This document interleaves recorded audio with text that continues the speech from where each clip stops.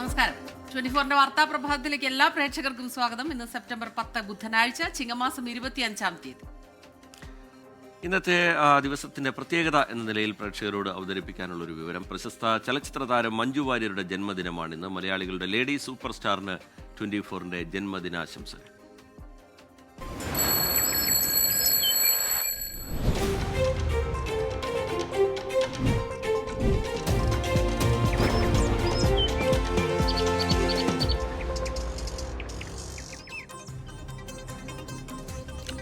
Morning news വിശദമായ റിപ്പോർട്ടുകളിലേക്ക് കടക്കുകയാണ്. Israel നടത്തിയ ആക്രമണം അന്താരാഷ്ട്ര നിയമങ്ങളുടെ ലംഘനമെന്ന് ഖത്തർ.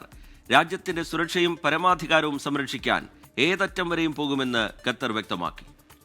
ഇസ്രയേലിന്റെ ആക്രമണം പ്രാദേശിക സുരക്ഷയ്ക്ക് തന്നെ ഭീഷണിയെന്ന് ചൂണ്ടിക്കാട്ടി ഖത്തർ UN രക്ഷാസമിതിക്ക് കത്തയച്ചു. ഇസ്രയേൽ ആക്രമണത്തെ ബ്രിട്ടൻ, ഫ്രാൻസ്, ഇറാൻ അടക്കമുള്ള ലോകരാജ്യങ്ങൾ അപലപിച്ചു. അതേസമയം ഹമാസിനെ ആക്രമിക്കുന്നതിനെ ന്യായീകരിക്കുകയാണ് ഡൊണാൾഡ് ട്രംപ്. ജലീൽ കണ്ണമംഗലം ജിദ്ദയിൽ നിന്നും മധു കൊട്ടാരക്കര ന്യൂജേഴ്സിയിൽ നിന്നും വിശദാംശങ്ങൾ പങ്കുവയ്ക്കും. ആദ്യം ജലീൽ കണ്ണമംഗലത്തിലേക്കാണ്. ആദ്യം മധു കൊട്ടാരക്കരയിലേക്കാണ്. മധു, ഇസ്രയേലി മാധ്യമങ്ങൾ റിപ്പോർട്ട് ചെയ്യുന്നത് പ്രകാരമാണെങ്കിൽ അമേരിക്കയുടെ അറിവോടുകൂടി നടത്തിയ ആക്രമണം എന്ന രീതിയിലാണ് അതിനെ വിശേഷിപ്പിക്കുന്നത്.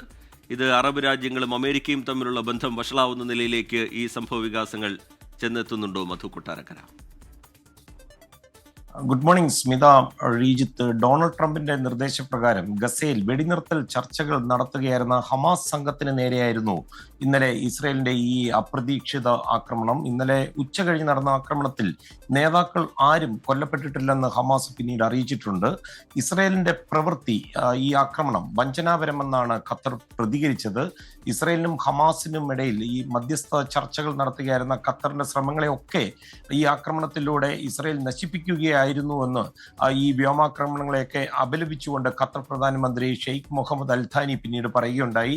അതേസമയം ഹമാസിനെ ആക്രമിക്കുന്നത് ന്യായീകരിച്ച US പ്രസിഡന്റ് ഡൊണാൾഡ് ട്രംപ്, എന്നാൽ ആക്രമണം നടന്നത് അറബ് രാജ്യങ്ങൾ, പ്രത്യേകിച്ച് അമേരിക്കയുടെ സുരക്ഷാ പങ്കാളിയും കൂടിയായ ഖത്തറിൽ നടന്നത് നിർഭാഗ്യകരമെന്നാണ് പറഞ്ഞത്. അതേ ആക്രമണം നടക്കുന്നതിൻ്റെയൊക്കെ തൊട്ടു മുമ്പ് US സൈന്യത്തിൽ നിന്ന് ഡൊണാൾഡ് ട്രംപ് ഭരണകൂടത്തിന് മുന്നറിയിപ്പ് ലഭിച്ചിട്ടുണ്ടായിരുന്നു.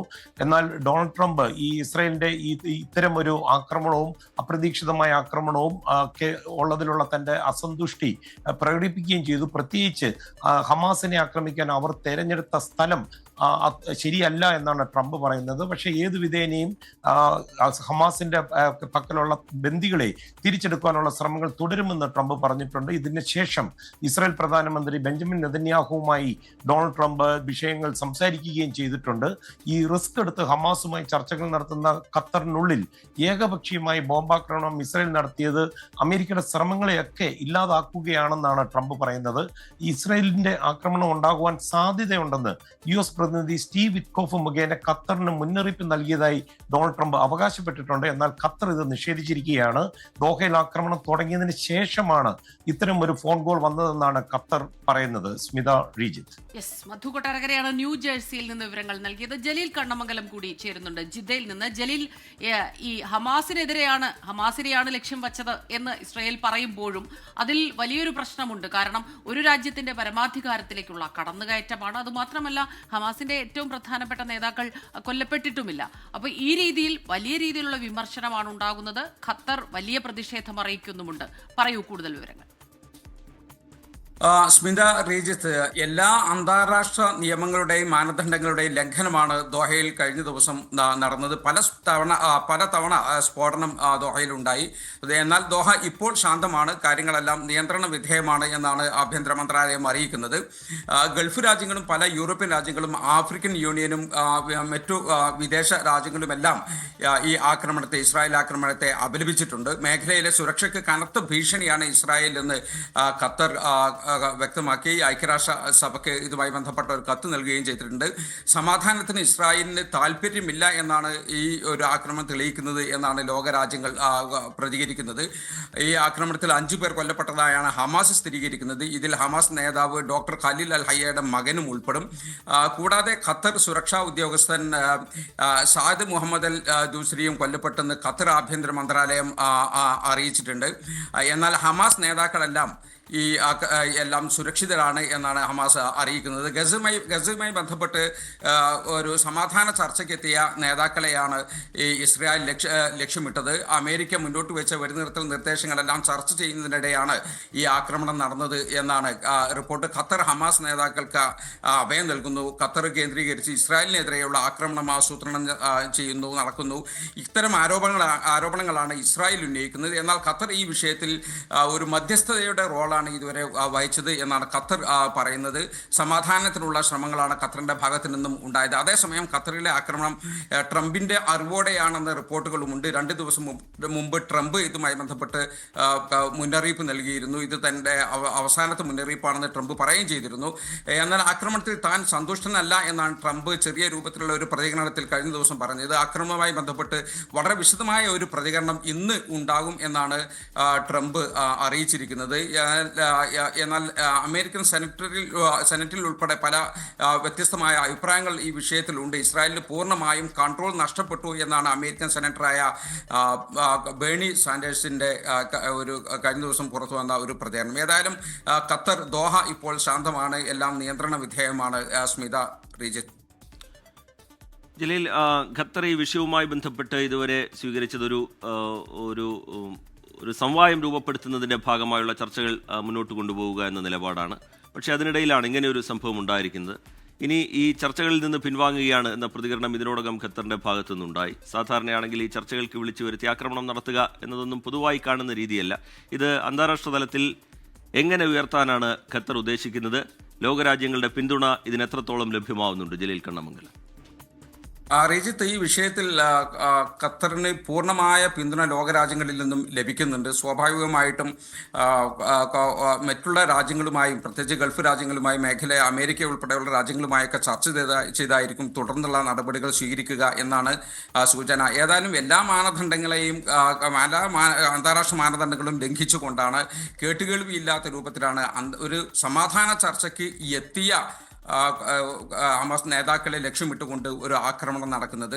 അതിൽ നിന്ന് വളരെ കൃത്യമാണ് സമാധാനത്തിന് ഇസ്രായേലിന് താല്പര്യമില്ല എന്ന്. ഏതായാലും ഈ കാര്യത്തിൽ ഏത് രൂപത്തിലുള്ള പ്രതികരണമാണ് എല്ലാ മുസ്ലിം രാജ്യങ്ങളും ഇസ്ലാമിക രാജ്യങ്ങളും വിഷയത്തിൽ ഒന്നിക്കണമെന്ന് ഇറാൻ ഇതിനകം പ്രതികരിച്ചു കഴിഞ്ഞു. എല്ലാവരുടെയും സഹകരണത്തോടു കൂടിയുള്ള ഒരു കാര്യമായിരിക്കും ഇനി ഖത്തറിന്റെ ഭാഗത്തു നിന്ന് ഉണ്ടാകുക എന്നാണ് സൂചന. യെസ്, ജലീൽ കണ്ണമംഗലമാണ് ജിദ്ദയിൽ നിന്ന് കൂടുതൽ വിവരങ്ങളുമായി നമുക്കൊപ്പം ചേർന്നത്. ഇനി നമ്മൾ പോകുന്നത് നേപ്പാളിലേക്കാണ്. നേപ്പാളിലെ ആഭ്യന്തര സംഘർഷം അവസാനിപ്പിക്കാൻ ആഹ്വാനവുമായി നേപ്പാൾ സൈന്യം രംഗത്തെത്തി. പ്രധാനമന്ത്രിയും പ്രസിഡന്റും രാജിവെച്ചതിന് പിന്നാലെ നേപ്പാളിന്റെ നിയന്ത്രണം സൈന്യം ഏറ്റെടുത്തിരുന്നു. അക്രമ പ്രവർത്തനങ്ങളിൽ ഏർപ്പെടരുതെന്നും പ്രക്ഷോഭകരോട് സൈന്യം അഭ്യർത്ഥിച്ചിട്ടുണ്ട്. ബൽറാം നെടുങ്ങാടി വിവരങ്ങളുമായി ചേരുന്നുണ്ട് ഡൽഹിയിൽ നിന്ന്. ബൽറാം, എന്താണ് ഇതുമായി ബന്ധപ്പെട്ട് ഏറ്റവും ഒടുവിലായി പുറത്തുവരുന്ന സംഭവ വികാസങ്ങൾ? അതിനെ എങ്ങനെയാണ് കാണേണ്ടത്? ഇനി അവിടെ രൂപപ്പെടാൻ പോകുന്ന പുതിയ ഭരണകൂടത്തിന്റെ സ്വഭാവം എന്തായിരിക്കും എന്നത് സംബന്ധിച്ചുള്ള സംശയങ്ങൾ അവിടെ നിലനിൽക്കുന്നു. ഒരു സൈനിക അട്ടിമറിക്കുള്ള നീക്കം അവിടെ നടക്കാനുള്ള സാധ്യത ആരും തള്ളിക്കളയുന്നുമില്ല. എന്താണ് ഏറ്റവും ഒടുവിലായി പുറത്തുവരുന്ന വിവരങ്ങളിൽ നിന്ന് മനസ്സിലാക്കേണ്ടത്? Balram Nedungadi. Very good morning Smitha, Rejith. Nepal സമാനതകളില്ലാത്ത ഒരു രാഷ്ട്രീയ പ്രതിസന്ധിയിലേക്കാണ് എത്തിയിരിക്കുന്നത്. പ്രധാനമന്ത്രിയും പ്രസിഡന്റും മണിക്കൂറുകളുടെ ഇടവേളകളിൽ രാജിവെക്കുന്ന സാഹചര്യമുണ്ടായിരിക്കുന്നു. ഈ ഒരു പ്രക്ഷോഭം ആരംഭിച്ച് 30 മണിക്കൂറോളം പിന്നിടും മുമ്പാണ് പ്രധാനമന്ത്രി KP ശർമ്മ ഓലി രാജിവെച്ച് ഒഴിഞ്ഞത്. വലിയ തോതിലുള്ള അക്രമ സംഭവങ്ങളിലേക്ക് ഈ പ്രതിഷേധം, ജൻസി പ്രതിഷേധം കടന്ന ഒരു പശ്ചാത്തലത്തിലായിരുന്നു പ്രധാനമന്ത്രിയുടെ രാജി. അതിലൂടെ ഈ പ്രശ്നങ്ങൾ അവസാനിപ്പിക്കാൻ കഴിയും എന്നായിരുന്നു നേപ്പാൾ ഭരണ നേതൃത്വം കണക്കാക്കിയിരുന്നത്. പ്രധാനമന്ത്രി പ്രസിഡന്റ് രാംചന്ദ്ര പൗഡലുമായി കൂടിക്കാഴ്ച നടത്തിയിരുന്നു, ചർച്ചകൾ നടത്തി. ഒടുവിലാണ് രാജി പ്രഖ്യാപിച്ചത്. എന്നാൽ ഈ രാജി പ്രസിഡന്റ് അംഗീകരിച്ച് കഴിഞ്ഞ് നിമിഷങ്ങൾക്കകമാണ് പ്രസിഡന്റിന്റെ സ്വകാര്യ വസതിക്ക് നേരെയും വലിയ തോതിലുള്ള ആക്രമണങ്ങളും തീവെപ്പും ഉണ്ടായത്. തുടർന്ന് ഈ പ്രതിസന്ധി ചർച്ച ചെയ്യുന്നതിനായി സൈന്യവും ഒപ്പം തന്നെ നിലവിലെ കാഠ്മണ്ഡു മേയർ ബാലൻ ഷായും പ്രസിഡന്റുമായി സന്ദർശിക്കുകയും തുടർന്ന് ഒരു താൽക്കാലികമായ ഒരു അഡ്മിനിസ്ട്രേറ്ററെ നിയോഗിക്കാം എന്ന തരത്തിലുള്ള തീരുമാനത്തിലേക്ക് എത്തുകയും ഒന്നിച്ച് രാജ്യത്തെ അഭിസംബോധന ചെയ്യാൻ തീരുമാനിക്കുകയും ചെയ്തിരുന്നു. അതിനിടെയാണ് പ്രസിഡന്റ് രാംചന്ദ്ര പൗഡലിന്റെ അപ്രതീക്ഷിത രാജിയുണ്ടായത്. ഇതിന് പിന്നാലെ തന്നെ സംഘർഷം വളരെ വേഗം പടരുകയായിരുന്നു മറ്റിടങ്ങളിലേക്കും. അക്രമ പ്രവർത്തനങ്ങളിലേക്ക് സ്ഥാപനങ്ങളിലേക്ക് ഈ പ്രതിഷേധക്കാർ കടക്കുകയും മന്ത്രിമാരുടെയും അതടക്കമുള്ള വസതികൾക്ക് തീവെക്കുകയുമായിരുന്നു. മുൻ പ്രധാനമന്ത്രിയുടെ വസതിക്ക് തീവെച്ചു. സമാനമായി തന്നെ പ്രധാനമന്ത്രിയുടെ ഔദ്യോഗിക വസതിയിലെ തീ ഇപ്പോഴും അണഞ്ഞിട്ടില്ല എന്നാണ് കാഠ്മണ്ഡുവിൽ നിന്നുള്ള റിപ്പോർട്ടുകൾ വ്യക്തമാക്കുന്നത്. ഒപ്പം തന്നെ മാധ്യമ സ്ഥാപനങ്ങൾക്ക് നേരെയും കൂടാതെ മറ്റ് വാണിജ്യ സ്ഥാപനങ്ങൾക്ക് നേരെയും വ്യാപകമായ ആക്രമണവും തീവെപ്പും ഉണ്ടാകുന്ന സാഹചര്യം ഉണ്ടാവുകയായിരുന്നു. എന്തായാലും തൽക്കാലത്തേക്ക് നിയന്ത്രണം സൈന്യം ഏറ്റെടുത്തിരിക്കുന്നു എന്നുള്ളത് തന്നെയാണ് വ്യക്തമാകുന്നത്. ഇന്നലെ രാത്രി 9:30 സൈന്യത്തിന്റെ പ്രസ്താവന ഈ വിഷയത്തിൽ പുറത്തു വന്നിരിക്കുന്നത്. അക്രമം അവസാനിപ്പിക്കാൻ ജനങ്ങളോട് ഒരിക്കൽ കൂടി ആഹ്വാനം ചെയ്യുന്നുവെന്നും നേപ്പാളിലെ ജനങ്ങളുടെ സുരക്ഷയും സ്വത്തുകളുടെ സുരക്ഷയും ഉറപ്പുവരുത്താനുള്ള അധികാരം നേപ്പാൾ സൈന്യത്തിനായിരിക്കും ഉണ്ടാകുക എന്നും മറ്റ് സുരക്ഷാ ഏജൻസികളുമായി ചേർന്ന് ആ ഒരു ചുമതല സൈന്യം നിർവഹിക്കും എന്നുമാണ് ഈ ഒരു സംഘർഷം നടത്തുന്നവരോട് സൈന്യം ആഹ്വാനം ചെയ്തിരിക്കുന്നത്. അതുകൊണ്ട് തന്നെ ജനങ്ങൾ ആക്രമണത്തിൽ നിന്നും വിട്ടു നിൽക്കണമെന്നും രാത്രി 10 മണിയോടെ സൈന്യം ഈ നിയന്ത്രണം ഏറ്റെടുക്കും എന്നുമാണ് സൈന്യത്തിന്റെ പ്രസ്താവനയിൽ അറിയിച്ചത്. ഇതിന് പിന്നാലെ തന്നെ തെരുവുകളിൽ സൈന്യത്തെ വിന്യസിച്ചിട്ടുണ്ട്. വലിയ തോതിലുള്ള സേനാ വിന്യാസം കാഠ്മണ്ഡു നഗരത്തിൽ ഉണ്ട്. ഒറ്റപ്പെട്ട അക്രമ സംഭവങ്ങൾ ഇപ്പോഴും പലയിടങ്ങളിലും തുടരുന്നു എന്ന് തന്നെയാണ് റിപ്പോർട്ടുകൾ വ്യക്തമാക്കുന്നത്. അതേസമയം ഒരു സൈനിക ഭരണത്തിലേക്ക് നേപ്പാൾ നിലവിലെ സാഹചര്യത്തിൽ കടക്കാൻ ഇടയില്ല എന്ന് തന്നെയാണ് ലഭ്യമാകുന്ന റിപ്പോർട്ടുകൾ വ്യക്തമാകുന്നത്. കാരണം ഈ ഒരു അക്രമം ഉണ്ടായത് ജൻസി പ്രതിഷേധത്തെ തുടർന്നാണ്. നിലവിലുള്ള സംവിധാനത്തെ മുഴുവനായും തന്നെ എതിരായ ഒരു പ്രതിഷേധമാണ് നടന്നു വന്നത്. അതുകൊണ്ട് തന്നെ ഒരു സേനയുടെ ഭരണം അതും ഈ ഒരു പ്രതിഷേധക്കാർ എത്രത്തോളം അംഗീകരിക്കും എന്ന് നിലവിലെ സാഹചര്യത്തിൽ പറയാനാകില്ല. തൽക്കാലത്തേക്ക് സ്ഥിതിഗതികൾ ശാന്തമാകുന്നതുവരെ ഒരു സൈന്യത്തിന്റെ നിയന്ത്രണത്തിൽ ക്രമസമാധാനം മുന്നോട്ട് പോവുകയും അതിനുശേഷം പിന്നീടൊരു താൽക്കാലിക ഭരണകൂടം എന്ന തീരുമാനത്തിലേക്കാണ് കഴിഞ്ഞ ദിവസം നടന്ന ചർച്ചകളിൽ എത്തിയത്. അത് കാഠ്മണ്ഡു മേയർ ബാലേന്ദ്ര ഷായുടെ നേതൃത്വത്തിൽ അദ്ദേഹം അഡ്മിനിസ്ട്രേറ്റർ ആയിക്കൊണ്ട് ഒരു താൽക്കാലിക ഭരണകൂടവും പിന്നീട് തെരഞ്ഞെടുപ്പ് പ്രഖ്യാപിക്കുക എന്ന ഒരു തീരുമാനത്തിലായിരുന്നു. എന്നാൽ പ്രസിഡന്റിന്റെ കൂടി രാജിയാണ് ഈ ഒരു തീരുമാനവും ഉടൻ നടപ്പാക്കാൻ കഴിയാത്ത സാഹചര്യത്തിലേക്ക് എത്തിയിരിക്കുന്നത്. എന്തായാലും ഒരു താൽക്കാലിക ഭരണകൂടത്തിലേക്ക് ഈ സൈനിക നിയന്ത്രണത്തിൽ നിന്നും കാര്യങ്ങൾ മാറും എന്നും തുടർന്നൊരു തിരഞ്ഞെടുപ്പിലേക്ക് പോകും എന്നുമാണ് നിലവിലെ സാഹചര്യത്തിൽ നമുക്ക് കണക്കാക്കാൻ കഴിയുക. സ്മിത. ബൽറാം നെടുങ്ങാടിയാണ് ഡൽഹിയിൽ നിന്ന് ഈ വാർത്തയുടെ വിശദാംശങ്ങൾ നൽകിയത്. നേപ്പാളിലെ ഈ നിലവിലെ സ്ഥിതിഗതികൾ അതെന്തുകൊണ്ടുണ്ടായി, ഇതിന്റെ ഒരു രാഷ്ട്രീയ പശ്ചാത്തലം എന്താണ്, ഇത്തരം ചോദ്യങ്ങളെല്ലാം ഉയർന്നു വരുന്നു. കാലങ്ങൾ നീണ്ട രാജ്യവാഴ്ചയ്ക്ക് ഒടുവിലാണ് നേപ്പാൾ ജനാധിപത്യ രാഷ്ട്രമായി മാറിയത്. ഒടുക്കം വെറും 2 ദിവസത്തെ യുവജന പ്രക്ഷോഭത്തിൽ സർക്കാർ താഴെ വീണിരിക്കുന്നു. യഥാർത്ഥത്തിൽ എന്താണ് നേപ്പാളിൽ സംഭവിക്കുന്നത്, നേപ്പാളിന്റെ ചരിത്രം എന്താണ്, സവിശേഷതകൾ എന്താണ്? ഐഷത്തുൽ ഷംന തയ്യാറാക്കിയ എക്സ്പ്ലെയിനറിലേക്കാണ്. പതിറ്റാണ്ടുകൾ നീണ്ട ഏകാധിപത്യ രാജവാഴ്ചയെ ജനകീയ വിപ്ലവത്തിലൂടെ അട്ടിമറിച്ചാണ് 2006 നേപ്പാൾ ഒരു സ്വതന്ത്ര രാഷ്ട്രമാകുന്നത്. ഒരു പതിറ്റാണ്ടിലേറെയായി തുടർന്നിരുന്ന ആഭ്യന്തര യുദ്ധത്തിനു കൂടിയാണ് അന്ന് വിരാമമായത്. നോക്കാം ആ ജനാധിപത്യ നാൾ വഴികൾ. 1768 ഖോർഖ രാജാവ് പ്രതിനാരായണൻ ഷാ ചെറു രാജ്യങ്ങളെ ഒന്നിപ്പിച്ചാണ് നേപ്പാൾ രാജ്യത്തെ രൂപപ്പെടുത്തിയത്. പിന്നീട് 2.5 നൂറ്റാണ്ടിലേറെ കാലം നേപ്പാൾ തീർത്തും രാജഭരണത്തിലായിരുന്നു. 1990കളിലാണ് ഭരണഘടനാപരമായ അവകാശങ്ങളെക്കുറിച്ചും ജനാധിപത്യ സ്വാതന്ത്ര്യത്തെക്കുറിച്ചും സംസാരിച്ച് ജനകീയ സമരം രൂപപ്പെട്ടത്. പക്ഷേ ജനാധിപത്യ രാജ്യം എന്ന സ്വപ്നങ്ങൾക്ക് ഇതൊന്നും മതിയായിരുന്നില്ല. പിന്നീട് 2001 രാജ്ഭവൻ ദുരന്തവും രാജാവ് ബീരേന്ദ്രനും കുടുംബവും കൊല്ലപ്പെട്ട സംഭവവും രാജഭരണത്തോടുള്ള ജനങ്ങളുടെ വിശ്വാസം ഇല്ലാതാക്കി. വീണ്ടും പ്രതിഷേധങ്ങളും പ്രക്ഷോഭങ്ങളും ഉയർന്നു. ചുരുക്കത്തിൽ പറഞ്ഞാൽ തീർത്തും ആഭ്യന്തര യുദ്ധം തന്നെ. ഒടുവിൽ ജനങ്ങൾ ജയിച്ചു. 2006 മഹാജനകീയ വിപ്ലവം രാജവംശാധിപത്യത്തിന് വിരാമമിട്ടു. കാലങ്ങളോളം നീണ്ട സമരങ്ങൾക്ക് മുന്നിൽ രാജാവ് ജ്ഞാനേന്ദ്രനും വഴങ്ങേണ്ടി വന്നു. അധികാരം ജനങ്ങളിലേക്ക് തിരിച്ചെത്തി. എന്നാൽ വംശീയ വൈവിധ്യങ്ങൾ നിറഞ്ഞ നേപ്പാളീസ് ജനതയെ ഭരണഘടനാടിസ്ഥാനത്തിൽ ഒരു പരമാധികാര രാഷ്ട്രമായി ബന്ധിപ്പിക്കുക വലിയ വെല്ലുവിളിയായിരുന്നു. അതുകൊണ്ട് തന്നെ രാജവാഴ്ച അവസാനിപ്പിച്ചതിനു ശേഷവും ഭരണഘടനാ നിർമ്മാണ പ്രക്രിയ പലതവണ വഴിമുട്ടി. കമ്മ്യൂണിസ്റ്റ് പാർട്ടികൾക്കിടയിലുണ്ടായ വ്യത്യസ്തതകളും ജനാധിപത്യത്തിലേക്കുള്ള ദൂരം വർദ്ധിപ്പിച്ചു. ഒടുക്കം 2008 മെയ് 28 നേപ്പാൾ ഔദ്യോഗികമായി ജനാധിപത്യ റിപ്പബ്ലിക്കായി മാറി. ജനങ്ങളുടെ സ്വപ്നം യാഥാർത്ഥ്യമായി. എന്നാൽ 2008 ശേഷവും നേപ്പാൾ പ്രക്ഷോഭങ്ങൾക്ക് സാക്ഷിയായിട്ടുണ്ട്. മുൻ രാജാവ് ജ്ഞാനേന്ദ്ര ഷായ്ക്കും കുടുംബത്തിനും ജനങ്ങൾക്കിടയിലും ഗ്രാമപ്രദേശങ്ങളിലും നിലനിന്നിരുന്ന സാമ്പത്തിക സാമൂഹിക പിന്തുണയായിരുന്നു കാരണം. രാജഭരണം തന്നെ തിരികെ കൊണ്ടുവരണമെന്നതായിരുന്നു അവരുടെ ആവശ്യം. റിപ്പബ്ലിക്കായി മാറിയിട്ടും ജനജീവിതം മെച്ചപ്പെട്ടില്ല, അഴിമതി കൂടി, രാഷ്ട്രീയ പാർട്ടികൾ പരാജയപ്പെട്ടു. അതിനാൽ ജനാധിപത്യം തിരികെ കൊണ്ടുവരണമെന്ന് ആവശ്യപ്പെട്ട് 2019, 20, 22 കാലഘട്ടങ്ങളിലൊക്കെ കാഠ്മണ്ഡു ഉൾപ്പെടെയുള്ള നഗരങ്ങളിൽ പ്രകടനങ്ങൾ നടന്നു. രാജഭരണത്തിലേക്ക് തിരികെ പോകണമെന്നാവശ്യപ്പെട്ട് ഒരു രാജ്യത്ത് നടന്ന ഏക പ്രതിഷേധവും നേപ്പാളിൽ തന്നെയാണ്. 2008 മുതൽ ജനാധിപത്യ രാഷ്ട്രമായിരുന്നെങ്കിൽ കൂടി സ്ഥിരമായ ദീർഘകാല സർക്കാർ നേപ്പാളിനുണ്ടായിരുന്നില്ല. 2008 ആദ്യ പ്രധാനമന്ത്രിയായി സത്യപ്രതിജ്ഞ ചെയ്തത് പുഷ്പകമൽ ദഹാൽ എന്ന പ്രചണ്ഡയായിരുന്നു. സൈന്യാധിപനെ പുറത്താക്കാനുള്ള നീക്കവും രാഷ്ട്രപതിയുമായുള്ള സംഘർഷവും മറ്റു മുന്നണികളുടെ എതിർപ്പും മൂലം 2009 ദഹാൽ രാജിവെച്ചു. പിന്നാലെ വന്ന മാധവ് കുമാർ നേപ്പാളിന്റെ സർക്കാരും 2011 രാജിവെക്കേണ്ടി വന്നു.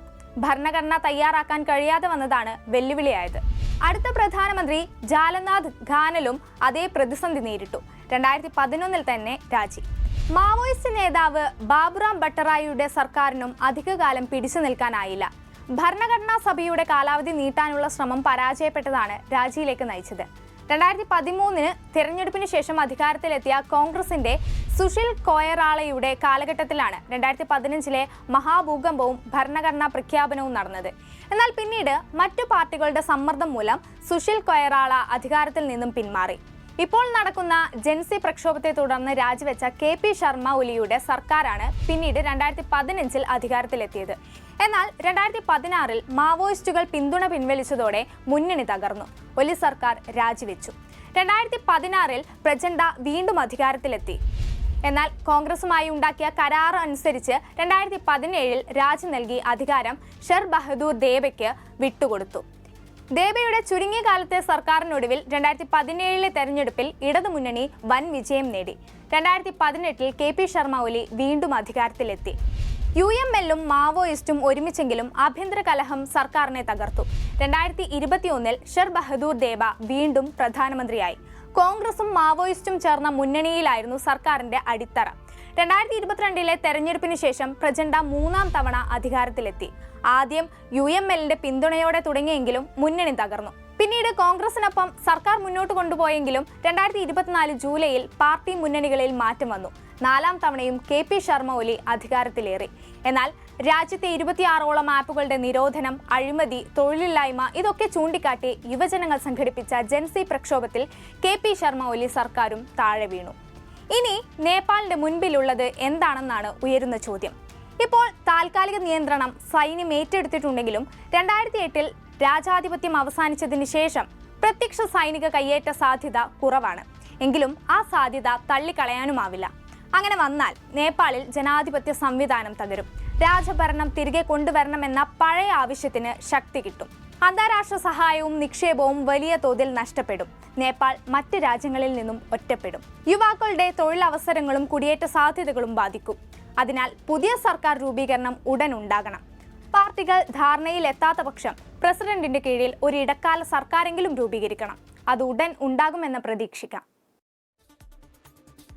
നിലവിലെ സർക്കാരിന്റെ അഴിമതിയും സ്വജനപക്ഷപാതവും അതിനെതിരായ സോഷ്യൽ മീഡിയ പോസ്റ്റുകളാണ് സോഷ്യൽ മീഡിയ നിരോധനത്തിലേക്ക് സർക്കാരിനെ നയിച്ചത്. അതാണിപ്പോൾ സംഭവങ്ങൾ വളരെയധികം സംഘർഷഭരിതമാകാനും കാരണം. വ്യാപാര കരാറിലെ തടസ്സങ്ങൾ പരിഹരിക്കുന്നതിന് ഇന്ത്യയുമായി ചർച്ചകൾ തുടരുമെന്ന് അമേരിക്കൻ പ്രസിഡന്റ് ഡൊണാൾഡ് ട്രംപ്. തന്റെ പ്രിയ സുഹൃത്ത് നരേന്ദ്രമോദിയുമായി സംസാരിക്കാൻ ആഗ്രഹിക്കുന്നുവെന്നും ട്രംപിന്റെ പ്രതികരണം. ഇരു രാജ്യങ്ങളും ധാരണയിലെത്താൻ ബുദ്ധിമുട്ടുണ്ടാകില്ലെന്നും ട്രംപ് സമൂഹ മാധ്യമമായ ട്രൂത്ത് സോഷ്യലിൽ കുറിച്ചു. അമേരിക്കയിലെ ന്യൂജേഴ്സിയിൽ നിന്ന് മധു കൊട്ടാരക്കര ചേരുകയാണ്. മധു, ഗുഡ് മോർണിംഗ് അഗെയിൻ.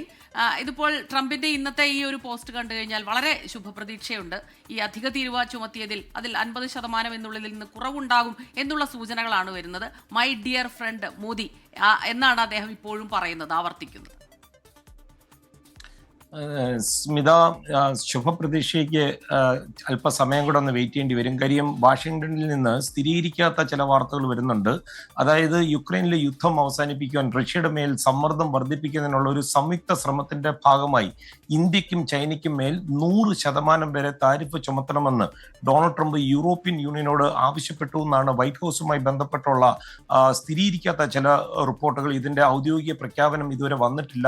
ഇന്ന് രാവിലെ വൈറ്റ് ഹൗസിൽ എത്തിയ ഡൊണാൾഡ് ട്രംപ് വളരെ അസ്വസ്ഥനായിരുന്നു. കാര്യം റഷ്യയെ ഈ അലാസ്ക ചർച്ചകൾക്ക് ശേഷം പുടിനെ തുടർ ചർച്ചകൾക്കോ അല്ലെങ്കിൽ ഈ വെടിനിർത്തൽ കരാറിലോട്ടോ എത്തിക്കുവാനുള്ള തന്റെ ശ്രമങ്ങൾ അത്ര ഫലവത്താകുന്നില്ല എന്നുള്ളതിന്റെ ബുദ്ധിമുട്ട് വൈറ്റ് ഹൗസിലെ ഉദ്യോഗസ്ഥരോട് അദ്ദേഹം പങ്കുവയ്ക്കുകയും ചെയ്തു. റഷ്യക്കുള്ള യുദ്ധത്തിന്റെ ഈ സാമ്പത്തിക ചെലവ് എങ്ങനെയും വർദ്ധിപ്പിക്കുന്നതിനുള്ള വഴികളായിരുന്നു ചർച്ച ചെയ്യാൻ വാഷിംഗ്ടണിൽ ഈ മുതിർന്ന US-ഉം അതുപോലെ യൂറോപ്യൻ യൂണിയൻ ഉദ്യോഗസ്ഥരും തമ്മിലുള്ള ഒരു യോഗത്തിന് ശേഷമാണ് ട്രംപിന്റെ ഇങ്ങനെ ഒരു അസാധാരണമായ ഒരു ആവശ്യം വന്നിരിക്കുന്നത്. അതേസമയം യൂറോപ്യൻ യൂണിയൻ കൂടി സമ്മതിച്ചാൽ മാത്രമേ ഈ 100% താരിഫ് ആലോചിക്കൂ എന്നാണ് ഈ യോഗത്തിന് ശേഷം US ഉദ്യോഗസ്ഥർ പറയുന്നത്. ഈ എങ്ങനെയും റഷ്യയെ തന്റെ ശ്രമങ്ങളുമായിട്ട് സഹകരിപ്പിക്കുക എന്നുള്ള ഒറ്റ നിലപാടിലാണ് ഈ തന്റെ നിലപാട് കടുപ്പിക്കാനായിട്ട് വൈറ്റ് ഹൗസിലെത്തിയ ഡൊണാൾഡ് ട്രംപിന് തീരുമാനിച്ചത്. അതേസമയം നേരത്തെ സ്മിത സൂചിപ്പിച്ചതുപോലെ ഇന്ത്യയും അമേരിക്കയും തമ്മിലുള്ള വ്യാപാര തടസ്സങ്ങൾ പരിഹരിക്കുന്നതിനായി US ഭരണകൂടം ചർച്ചകൾ തുടരുന്നു എന്നാണ് പ്രസിഡന്റ് ഡൊണാൾഡ് ട്രംപ് പറയുന്നത്. വരും ആഴ്ചകളിൽ തന്റെ ഏറ്റവും അടുത്ത സുഹൃത്ത് പ്രധാനമന്ത്രി നരേന്ദ്രമോദിയുമായി സംസാരിക്കുവാൻ ആഗ്രഹിക്കുന്നുവെന്ന് ട്രൂത്ത് സോഷ്യലിലെ ഒരു പോസ്റ്റിൽ ട്രംപ് പറയുകയും ചെയ്തു. സ്മിത, റീജിത്ത്. തൃശൂർ കൊരട്ടിയിൽ ഗൃഹനാഥൻ മരിച്ച നിലയിൽ കൊരട്ടി സ്വദേശി ജോയിയാണ് മരിച്ചത്. കൊലപാതകമാണ് എന്ന് സംശയമുണ്ട്. മകൻ ക്രിസ്റ്റി കസ്റ്റഡിയിലായിട്ടുണ്ട്. റാഫി കരീം വിവരങ്ങളുമായി തൃശ്ശൂരിൽ നിന്ന് ചേരുകയാണ്. റാഫി, എന്താണ് ഇതുമായി ബന്ധപ്പെട്ട് ലഭ്യമാകുന്ന വിവരങ്ങൾ? ഇങ്ങനെ മകനെ കസ്റ്റഡിയിലെടുക്കുന്ന നിലയിലേക്ക് പോലീസ് പോയത് എന്തുകൊണ്ടാണ്? എന്താണ് പോലീസ് ഇത് സംബന്ധിച്ച് കൂടുതലായി അറിയിക്കുന്നത്? റാഫി, ഇന്നലെ രാത്രി 9 മണിയോടുകൂടിയാണ് ഈ സംഭവം ഉണ്ടാകുന്നത്. കൊരട്ടിയിലെ വീട്ടിൽ വെച്ചാണ് കാര്യാട്ടിൽ വീട്ടിൽ ജോയിയെ മരിച്ച നിലയിൽ കണ്ടെത്തുന്നത്. പിന്നീട് ഇതുമായി ബന്ധപ്പെട്ട് നടത്തിയ അന്വേഷണത്തിലാണ് ഇപ്പോൾ മകനെ കസ്റ്റഡിയിൽ എടുത്തിരിക്കുന്നത്. ഈ മകൻ മദ്യപിച്ചെത്തി ഈ അച്ഛനുമായി വഴക്കുണ്ടാക്കാറുണ്ട്. ഇവർ പതിവായി ഇത്തരത്തിൽ മദ്യപിച്ച് വഴക്കുണ്ടാക്കുകയും അച്ഛനെ മകൻ മർദ്ദിക്കാറുമുണ്ട്. ഇത് ഇന്നലെയും സംഭവിച്ചിരുന്നു എന്നുള്ളതാണ് അയൽവാസികളിൽ നിന്ന് ലഭിച്ച വിവരം. ഈ മദ്യപിച്ചെത്തിയ മകൻ ഇന്നലെ ഈ പിതാവായ ജോയിയെ മർദ്ദിച്ചിരുന്നു എന്നുള്ളതാണ് മനസ്സിലാക്കാൻ കഴിയുന്നത്. ഒപ്പം തന്നെ പോലീസ് നടത്തിയ പ്രാഥമിക പരിശോധനയിൽ ഈ ജോയിയുടെ ശരീരത്തിൽ മുറിവുകളും കണ്ടെത്തിയിട്ടുണ്ട്. ഇതോടുകൂടിയാണ് മകനെ കസ്റ്റഡിയിൽ എടുത്തിരിക്കുന്നത്. ഇന്ന് പോസ്റ്റ്മോർട്ടം അടക്കമുള്ള കാര്യങ്ങൾ പൂർത്തിയാക്കിയതിനു ശേഷമായിരിക്കും അറസ്റ്റ് അടക്കമുള്ള കാര്യങ്ങളിലേക്ക് പോലീസ് കടക്കുക. ഈ പ്രാഥമിക നിഗമനത്തിൽ ഇത് ഒരു കൊലപാതകം തന്നെയാണ് എന്നുള്ളതാണ് പോലീസ് മനസ്സിലാക്കുന്നത്. അതിന്റെ അടിസ്ഥാനത്തിലാണ് ഈ മകനെ കസ്റ്റഡിയിൽ എടുത്തിരിക്കുന്നത്. മകൻ മാത്രമാണ് ഈ സംഭവം നടക്കുന്ന സമയത്തിൽ വീട്ടിലുണ്ടായിരുന്നത് എന്നുള്ളതാണ് പോലീസിന് ലഭിച്ചിരിക്കുന്ന മൊഴികൾ. ഇതിന്റെ കൂടി അടിസ്ഥാനത്തിലാണ് മകൻ തന്നെയാണ് ഈ കൃത്യത്തിന് പിന്നിലെന്ന് പോലീസ് നിഗമനത്തിലേക്ക് എത്തിയിരിക്കുന്നത്. എന്തായാലും ഈ സംഭവവുമായി ബന്ധപ്പെട്ട് പോസ്റ്റ്മോർട്ടം റിപ്പോർട്ട് ഏറെ നിർണായകമായിരിക്കും. ഇൻക്വസ്റ്റ് അടക്കമുള്ള നടപടികൾ ഇന്ന് പൂർത്തിയാകും. തുടർന്നായിരിക്കും അറസ്റ്റ് അടക്കമുള്ള കാര്യത്തിലേക്ക് പോലീസ് പോവുക. കൊലപാതകം എന്നുള്ള കാര്യത്തിൽ സ്ഥിരീകരണവും പോസ്റ്റ്മോർട്ടം നടപടികൾക്കും ഇൻക്വസ്റ്റും പൂർത്തിയായതിനു ശേഷമായിരിക്കും ഉണ്ടാവുക. റാഫി കരീം തൃശൂരിൽ നിന്ന് വിവരങ്ങൾ നൽകുകയായിരുന്നു.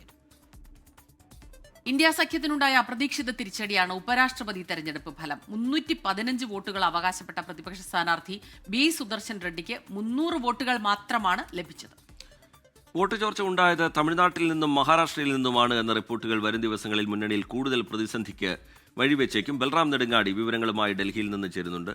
ബൽറാം, ബീഹാറിലെ തെരഞ്ഞെടുപ്പൊക്കെ ചില ഇടങ്ങളിലെ നിയമസഭാ തെരഞ്ഞെടുപ്പും ഒക്കെ പടിവാതിൽക്കൽ എത്തി നിൽക്കെ ഉണ്ടായ വോട്ട് ചോർച്ച അത് ഇന്ത്യ സഖ്യത്തെ വലിയ രീതിയിൽ അലട്ടുന്നുണ്ട്. ഇതൊരു വലിയ രാഷ്ട്രീയ ആയുധമാക്കി NDA BJP ഒരു വിഷയമാക്കി ഉയർത്തുന്നുമുണ്ട്. ഈ അസാധുവായ വോട്ടുകളുമൊക്കെ പ്രതിപക്ഷത്തിൻ്റെ ഭാഗത്തു നിന്നുള്ളതാണ് എന്ന് സൂചിപ്പിച്ചുകൊണ്ട് ഈ വിഷയം ഏറ്റെടുത്ത് പ്രചാരണം ശക്തമാക്കുന്നുണ്ട് BJP. എത്രത്തോളം പ്രതിസന്ധിയിലാവുന്നുണ്ട് ഇന്ത്യ സഖ്യം, ബൽറാം? സ്മിത, റീജിത്ത്, 2 മാസങ്ങൾക്കപ്പുറം ബീഹാറിലെ നിയമസഭാ തിരഞ്ഞെടുപ്പ് മുന്നിലുണ്ട്. അത് കഴിഞ്ഞ് മാസങ്ങൾക്കപ്പുറം കേരളമടക്കമുള്ള 5 സംസ്ഥാനങ്ങളിലെ നിയമസഭാ തിരഞ്ഞെടുപ്പുകളും നിലനിൽക്കെ ഈ പ്രതിപക്ഷ ഐക്യത്തിന് പുതിയ ഊർജ്ജം നൽകുന്നതായിരുന്നു ബീഹാറിലെ വോട്ടർ പട്ടിക പരിഷ്കരണവും ഒപ്പം തന്നെ ഈ ഉപരാഷ്ട്രപതി തെരഞ്ഞെടുപ്പുമായി ബന്ധപ്പെട്ട പ്രതിപക്ഷ നിരയ്ക്കുള്ളിൽ രൂപം കൊണ്ട ഒരു ഐക്യം എന്നുള്ളത്. എന്നാൽ അതിനേറ്റ കനത്ത തിരിച്ചടിയാണ് ഈ ഉപരാഷ്ട്രപതി തെരഞ്ഞെടുപ്പ് ഫലം. ഇത്തവണ പതിവില്ലാത്ത രീതിയിൽ ഒറ്റക്കെട്ടായി പ്രതിപക്ഷം പ്രവർത്തിച്ചിരുന്നു. തൃണമൂൽ കോൺഗ്രസ് കോൺഗ്രസ് അടക്കം എല്ലാ പ്രതിപക്ഷ പാർട്ടികളും, ആം ആദ്മി പാർട്ടി അടക്കം എല്ലാ പ്രതിപക്ഷ പാർട്ടികളും ഈ പ്രതിപക്ഷത്തിൻ്റെ സംയുക്ത സ്ഥാനാർത്ഥിയായ ജസ്റ്റിസ് ബി സുദർശൻ റെഡ്ഡിയെ പിന്തുണച്ചിരുന്നു.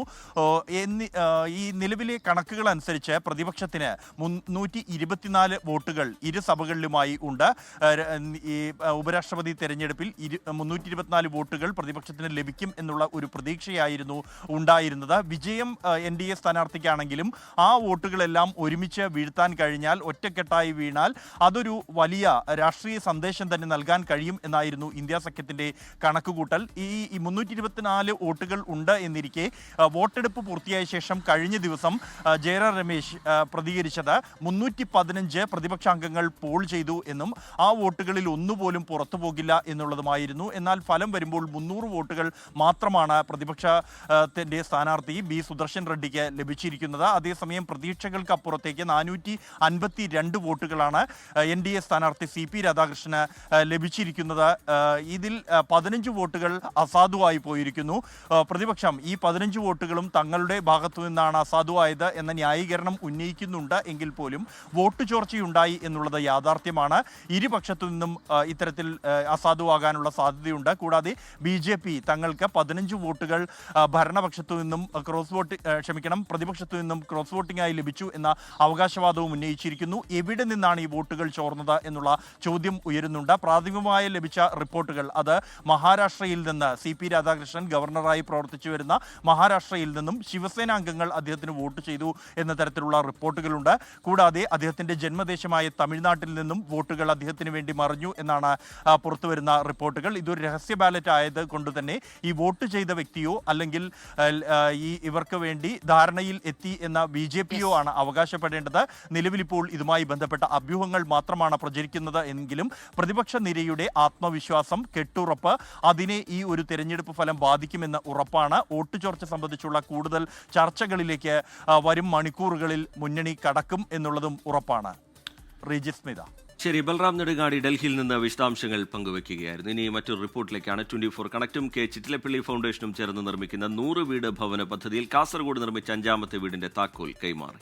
കാസർഗോഡ് കയ്യൂർ ചീമേനി പഞ്ചായത്തിലെ KC രേഷ്മ തങ്കച്ചൻ ദമ്പതികൾക്കാണ് വീടിന്റെ താക്കോൽ കൈമാറിയത്. സംവിധായകൻ ശ്രീജിത്ത് പലേരി ചടങ്ങിൽ മുഖ്യാതിഥിയായി.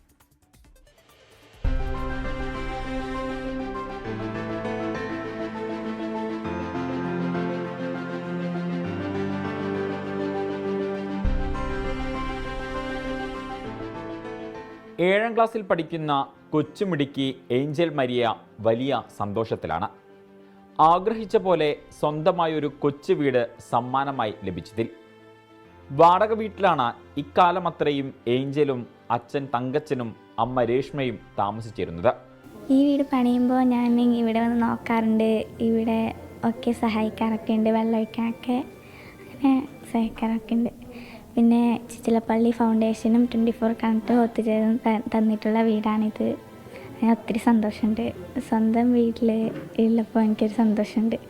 കാസർഗോഡ് ജില്ലയിലെ 5ാമത്തെ വീടാണ് ഹൊസ്ദുർഗ താലൂക്കിൽ കയ്യൂർ ചീമേനി പഞ്ചായത്തിലെ KC രേഷ്മ തങ്കച്ചൻ ദമ്പതികൾക്ക് നിർമ്മിച്ചു നൽകിയത്. അവരെ സംബന്ധിച്ചിടത്തോളം ഒരു വലിയൊരു സന്തോഷം തന്നെയാണ്. 24 ചാനലിന് 100 വീട്ടിലേക്ക് എത്തിക്കുക എന്നുള്ള ലക്ഷ്യത്തിലേക്കാണ് ഇതിൻ്റെ പ്രവർത്തനമായി മുന്നോട്ട് പോകുന്നതെന്ന് മനസ്സിലാക്കാൻ വേണ്ടി കഴിഞ്ഞിട്ടുണ്ട്. അപ്പം ഏറ്റവും താഴെ തട്ടിലെ ആളുകളെ കണ്ടെത്തിയും കൊണ്ട് ഇത്തരത്തിൽ വീട് നിർമ്മിച്ചു കൊടുക്കുന്നതിൽ വളരെയധികം സന്തോഷം ഉണ്ട് എന്ന് അറിയിക്കാനുള്ളത്. 24 സ്പെഷ്യൽ കറസ്പോണ്ടന്റ് ഷഹദ് റഹ്മാൻ വീടിൻ്റെ താക്കോൽ കുടുംബത്തിന് കൈമാറി. സംവിധായകൻ ശ്രീജിത്ത് പാലേരി ഉദ്ഘാടനം ചെയ്തു. വളരെ സമാനതകളില്ലാത്ത ഒരു ജീവകാരുണ്യ പ്രവർത്തനം തന്നെയാണിത്. കാരണം അശരണായ ആളുകൾക്ക്, വീടില്ലാത്ത ആളുകൾക്ക് വീട് നൽകുക എന്നുള്ളത് വളരെ പ്രധാനപ്പെട്ട ഒരു ജീവകാരുണ്യ പ്രവർത്തനം തന്നെയാണ്. അപ്പോൾ വളരെ വലിയൊരു കാര്യമാണ് ചിറ്റിലപ്പള്ളി ഫൗണ്ടേഷനും 24 കണക്റ്റും ചെയ്തുകൊണ്ടിരിക്കുന്നത്. ചടങ്ങിൽ 24 കണക്ട് സംസ്ഥാന കോർഡിനേറ്റർ മനോജ് മാവേലിക്കര, കാസർഗോഡ് ജില്ലാ coordinator KV Sajeev Kumar, Kayyur Cheemeni panchayat 14ാം ward member KS Kunhiraman Nair എന്നിവർ ചടങ്ങിൽ പങ്കെടുത്തു. 24 കാസർഗോഡ്. രാജ്യവ്യാപക വോട്ടർ പട്ടിക പരിഷ്കരണം നടപ്പിലാക്കുന്നതിനുള്ള തയ്യാറെടുപ്പുകൾ വിലയിരുത്താൻ മുഖ്യ തെരഞ്ഞെടുപ്പ് കമ്മീഷണർ വിളിച്ച സംസ്ഥാന ഇലക്ടറൽ ഓഫീസർമാരുടെ യോഗം ഇന്ന് ഡൽഹിയിൽ നടക്കും. എല്ലാ സംസ്ഥാന കേന്ദ്രഭരണ പ്രദേശങ്ങളിലെയും സിഇഒമാർ യോഗത്തിൽ പങ്കെടുക്കുന്നുണ്ട്. 2006 ജനുവരി 1 യോഗ്യത കണക്കാക്കി രാജ്യമെമ്പാടും വോട്ടർ പട്ടിക പരിഷ്കരണം നടത്താനാണ് തെരഞ്ഞെടുപ്പ് കമ്മീഷൻ ആലോചിക്കുന്നത്.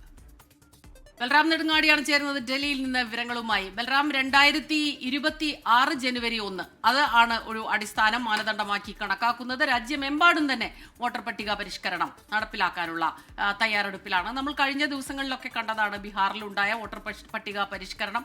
അതിലുണ്ടായ പാകക്കേടുകൾ, ക്രമക്കേടുകളൊക്കെ ചൂണ്ടിക്കാട്ടി വലിയ തോതിലുള്ള പ്രതിഷേധങ്ങൾ ഉണ്ടായിരുന്നു. അപ്പോൾ ആ രീതിയിൽ ഉള്ള പ്രശ്നങ്ങളെല്ലാം പരിഹരിച്ചാകുമോ പുതിയ പരിഷ്കരണത്തിനുള്ള നീക്കം എന്നുള്ളത് വലിയ ചോദ്യമാണ്.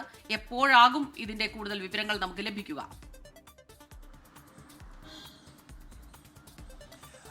സ്മിത, റിജിത്ത്, ബീഹാറിലെ വോട്ടർ പട്ടിക പരിഷ്കരണം വലിയ വിവാദത്തിലേക്കും നിയമ പോരാട്ടത്തിലേക്കും നീങ്ങിയിരിക്കുന്ന ഒരു സാഹചര്യത്തിലാണ് ഈ വോട്ടർ പട്ടിക പരിഷ്കരണം രാജ്യവ്യാപകമായി തന്നെ നടപ്പാക്കാനുള്ള നടപടികൾ, അതിൻ്റെ പ്രാഥമിക നടപടികളിലേക്ക് കേന്ദ്ര തെരഞ്ഞെടുപ്പ് കമ്മീഷൻ കടന്നിരിക്കുന്നത്. ഇന്ന് വിളിച്ചു ചേർത്ത യോഗം അതിൽ ഏറെ നിർണായകമാണ്. സംസ്ഥാനങ്ങളിലെ ചീഫ് ഇലക്ഷൻ ഓഫീസർമാരുടെ യോഗമാണ് ഇന്ന് ഡൽഹിയിൽ ചേരുന്നത്. ഈ യോഗത്തിൽ 10 പോയിന്റുകൾ അടങ്ങിയ ഒരു പ്രസന്റേഷൻ അവതരിപ്പിക്കാനാണ് സംസ്ഥാന ഇലക്ഷൻ ഓഫീസർമാർക്ക് കേന്ദ്ര തെരഞ്ഞെടുപ്പ് കമ്മീഷൻ നൽകിയിരിക്കുന്ന നിർദ്ദേശം.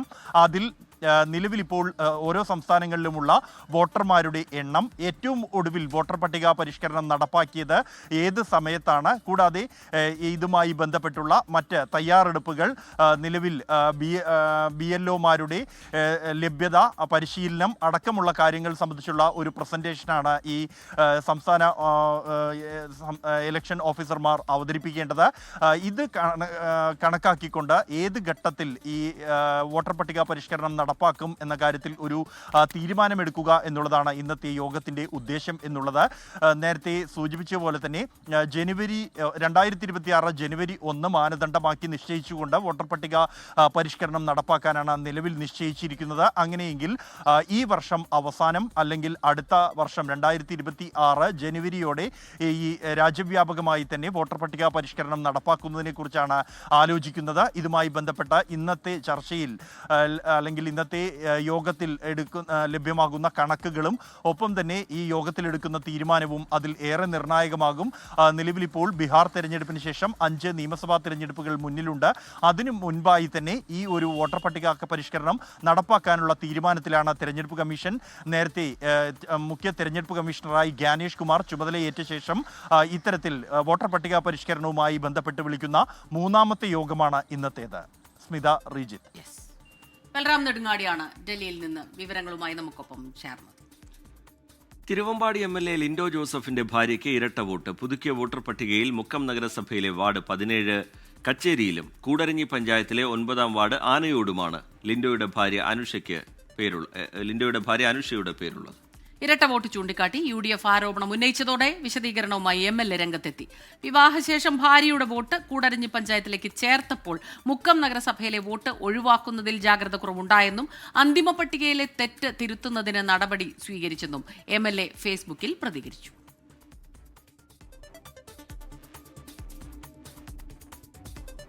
പോലീസ് അതിക്രമങ്ങളിൽ പ്രതിഷേധിച്ച് സംസ്ഥാനത്തെ എല്ലാ പോലീസ് സ്റ്റേഷനുകൾക്ക് മുന്നിലും ഇന്ന് കോൺഗ്രസിന്റെ ജനകീയ പ്രതിഷേധ സദസ്സ്. പ്രതിഷേധത്തിന്റെ സംസ്ഥാനതല ഉദ്ഘാടനം തൃശൂർ കുന്നംകുളം പോലീസ് സ്റ്റേഷന് മുന്നിൽ KPCC അധ്യക്ഷൻ സണ്ണി ജോസഫ് നിർവഹിക്കും. സലീം മാലിക് വിവരങ്ങളുമായി ചേരുന്നുണ്ട് തിരുവനന്തപുരത്ത് നിന്ന്. സലീം, കഴിഞ്ഞ ദിവസങ്ങളിലൊക്കെ തുടരുന്ന പ്രതിഷേധങ്ങൾ നമ്മൾ കണ്ടതാണ്. ഇന്നത് സംസ്ഥാന വ്യാപകമായി തന്നെ പോലീസ് സ്റ്റേഷനുകൾക്ക് മുമ്പിൽ വലിയ പ്രതിഷേധത്തിലേക്ക്, ഈ കസ്റ്റഡി മർദ്ദനവുമായി ബന്ധപ്പെട്ട് അതൊരു വലിയ രാഷ്ട്രീയ വിഷയമാക്കി ഉയർത്തി ഈ കുറ്റക്കാർക്കെതിരെ നടപടി ആവശ്യപ്പെട്ടുകൊണ്ടുള്ള മുദ്രാവാക്യമുയർത്തി വലിയ പ്രതിഷേധത്തിലേക്ക് കോൺഗ്രസ് കടക്കുന്നു. വിവരങ്ങൾ സലീം മാലിക്.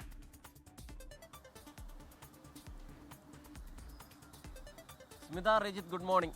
സംസ്ഥാനത്ത് സർക്കാരിനെ പ്രതിരോധത്തിലാക്കാനുള്ള വിവിധ വിഷയങ്ങൾ കയ്യിലുള്ള സമയത്തായിരുന്നു കോൺഗ്രസ് സ്വയം പ്രതിരോധത്തിലേക്ക് പോയത്. അത് രാഹുൽ മാങ്കൂട്ടത്തിൽ വിഷയത്തിലായാലും ശരി, അതിന് പിന്നാലെ പാർട്ടിക്കുള്ളിലെ പ്രശ്നങ്ങളിലായാലും ശരി, സ്വയം പ്രതിരോധത്തിലേക്ക് പോയ കോൺഗ്രസ് വീണ്ടും സമരത്തിലേക്ക് തിരികെ വരുന്നു എന്നുള്ളതാണ്. KPCC ഔദ്യോഗികമായി തന്നെ ഒരു സമരപരിപാടിയുമായി മുന്നോട്ട് പോവുകയാണ്. അതിൽ തന്നെ സർക്കാരിനെതിരായ ഏറ്റവും വലിയ ക്യാമ്പയിനായി KPCC ഉദ്ദേശിക്കുന്നത് സമീപകാലത്തുണ്ടായ പോലീസ് അതിക്രമങ്ങളാണ്. അതിൻ്റെ പശ്ചാത്തലത്തിൽ സംസ്ഥാനത്തെ എല്ലാ പോലീസ് സ്റ്റേഷനുകളിലും സ്റ്റേഷനുകൾക്ക് മുൻപിലേക്കും സമരം നടത്തുക എന്നുള്ളതാണ് ഇന്നത്തെ തീരുമാനം.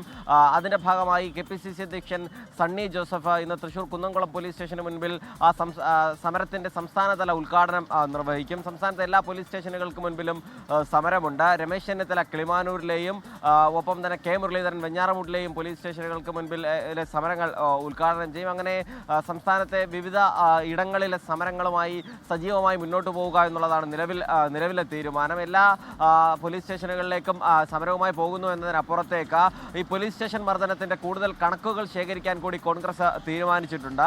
സമാനമായി VS സുജിത്തിന് സമാനമായി പലയിടങ്ങളിലും കോൺഗ്രസിന്റെയും യൂത്ത് കോൺഗ്രസിന്റെയും പ്രവർത്തകർ സ്റ്റേഷനുള്ളിൽ മർദ്ദനത്തിന് ഇരയായിട്ടുണ്ട് എന്നുള്ളതാണ് കോൺഗ്രസിന്റെ കണക്ക് കൂട്ടൽ. അത്തരത്തിലുള്ള അക്രമത്തിന് ഇരയായവരുടെ വിവരങ്ങൾ ശേഖരിക്കുന്നുണ്ട്. അതിനുശേഷം ഈ ഇരയായവരിൽ നിന്ന് തന്നെ വിവരാവകാശ നിയമം ഉപയോഗിച്ച് പോലീസിനെതിരെ CCTV ദൃശ്യങ്ങൾ സംഘടിപ്പിക്കാനാണ് നിലവിൽ കോൺഗ്രസ് ശ്രമിക്കുന്നത്. അതിനുശേഷം ആ CCTV ദൃശ്യങ്ങളുമായി വീണ്ടും സർക്കാരിനെ പ്രതിരോധത്തിലാക്കുക എന്നുള്ളതാണ് നിലവിലെ ലക്ഷ്യം. പാർട്ടിക്കാരല്ലാത്തവരും പോലീസിന്റെ ഈ മൂന്നാം മുറയ്ക്ക് ഇരയായിട്ടുണ്ട് എന്നും കോൺഗ്രസ് കണക്ക് കൂട്ടുന്നുണ്ട്. അത്തരക്കാർക്കും നിയമസഹായം നൽകാനുള്ള ആലോചനയും കോൺഗ്രസിനുണ്ട്. ആ നിലയിലാണ് ഇപ്പോൾ ഈ സമരത്തിലേക്ക് കൂടി കടക്കുന്നത്. കഴിഞ്ഞ ദിവസങ്ങളിൽ ഈ വിഷയമുണ്ടായി. ഏറെ ദിവസങ്ങൾ കഴിഞ്ഞിട്ടും VS സുജിത്തിനെ പ്രധാനപ്പെട്ട നേതാക്കൾ സന്ദർശിച്ചതിനപ്പുറത്തേക്ക് ഒരു സമരത്തിലേക്ക് കടക്കാൻ കോൺഗ്രസിന് കഴിഞ്ഞിരുന്നില്ല. യൂത്ത് കോൺഗ്രസിന്റെ സംസ്ഥാന കമ്മിറ്റിക്ക് ഒരു സമരം സംഘടിപ്പിക്കാനും കഴിഞ്ഞിട്ടില്ല. നിലവിൽ സംസ്ഥാന അധ്യക്ഷൻ ഇല്ലാത്തതിന്റെ പശ്ചാത്തലത്തിൽ ജില്ലാ കമ്മിറ്റികളായിരുന്നു ആ വിഷയത്തിൽ കഴിഞ്ഞ ദിവസങ്ങളിലൊക്കെ സമരം സംഘടിപ്പിച്ചത്. ഈ സെക്രട്ടേറിയറ്റിന് മുൻപിലേക്കും ഒപ്പം തന്നെ ഈ ഇതിൽ ആരോപണ വിധേയരായ പോലീസ് ഉദ്യോഗസ്ഥരുടെ വീടുകൾക്ക് മുന്നിലേക്കും അതത് ജില്ലാ കമ്മിറ്റികളുടെ സമരം മാത്രമായിരുന്നു ഉണ്ടായിരുന്നത്. അത് ഔദ്യോഗികമായി KPCC വിവിധ സ്റ്റേഷനുകളിൽ മർദ്ദനത്തിന് ഇരയായവരിൽ നിന്ന് കൂടുതൽ വിവരങ്ങൾ ശേഖരിക്കുക, അതോടൊപ്പം തന്നെ CCTV ദൃശ്യങ്ങൾ ഉൾപ്പെടെയുള്ള തെളിവുകൾ നിരത്തി വലിയ രീതിയിലുള്ള ശക്തമായ പ്രതിഷേധത്തിലേക്ക് കടക്കുകയാണ് കോൺഗ്രസ്. സലിം മാലിക്കാണ് വിവരങ്ങളുമായി ചേർന്നത്. സംസ്ഥാന പോലീസ് ആസ്ഥാനത്തെ ക്രമസമാധാന വിഭാഗം AIG VG വിനോദ് കുമാറിനെതിരായ ആരോപണത്തിൽ പരാതിക്കാരായ 2 വനിതാ SIമാരുടെ മൊഴി ഇന്ന് രേഖപ്പെടുത്തും. വനിതാ SIമാർക്ക് മോശം സന്ദേശങ്ങൾ അയച്ചുവെന്നും മാനസികമായി പീഡിപ്പിച്ചുവെന്നുമാണ് പരാതി. കഴിഞ്ഞ ദിവസം AIG വിനോദ് കുമാറിന്റെ മൊഴി രേഖപ്പെടുത്തിയിരുന്നു. പോലീസ് ആസ്ഥാനത്തെ ആഭ്യന്തര പരാതി പരിഹാര സമിതിയിലെ SP മെറിൻ ജോസഫിനാണ് അന്വേഷണ ചുമതല. കഴിഞ്ഞ മാസം റേഞ്ച് DIG അജിത ബീഗത്തിനാണ് ആദ്യം പരാതി നൽകിയത്. രഹസ്യമായി പ്രാഥമിക അന്വേഷണം നടത്തി. വനിതാ SIമാരുടെ മൊഴിയെടുത്ത അജിത ബീഗം ജോലിസ്ഥലത്ത് സ്ത്രീകൾക്കെതിരായ ലൈംഗിക അതിക്രമം തടയാനുള്ള പോഷ് നിയമപ്രകാരം അന്വേഷണം വേണമെന്ന് സംസ്ഥാന പോലീസ് മേധാവിക്ക് റിപ്പോർട്ട് നൽകിയിരുന്നു.